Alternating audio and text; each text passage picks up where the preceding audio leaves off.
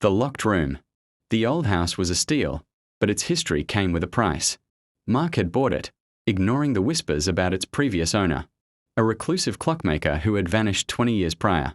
The house was a museum of his life, dust-covered furniture, half-finished projects, and a perpetual tick-tock that seemed to echo from the walls themselves. The weirdest thing about the house was a single, unmarked door on the second floor. It was locked, and the key was nowhere to be found. Mark tried everything, from lockpicking kits to brute force, but the door wouldn't budge. It was as if it was sealed by something more than just a lock. The previous owners will had a single, chilling clause: the final clock is not to be disturbed. Its time is a secret. One stormy night, a power outage plunged the house into darkness. The constant ticking of the clock ceased, replaced by an unsettling silence. Mark fumbled for a flashlight, and as its beam swept across the hallway, he saw it. The locked door was now slightly ajar. A faint, glowing light seeped from the crack.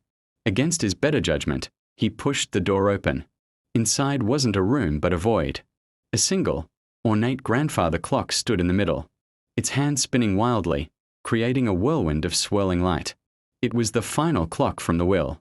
As Mark stepped closer, the hands of the clock suddenly stopped.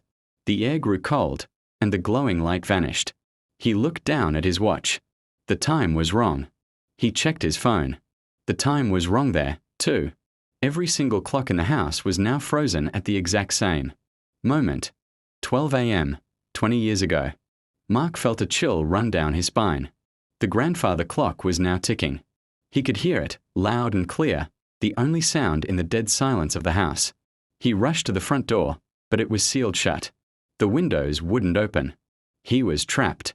A chilling whisper slithered through the air, coming from the grandfather clock. The clockmaker always finds his way back, and you've just wound his last clock. The hands of the grandfather clock began to spin backward, slowly at first, and then with alarming speed. As the hands crossed 12 a.m., 20 years ago, Mark felt a strange sensation, a pull. The room wasn't just a void.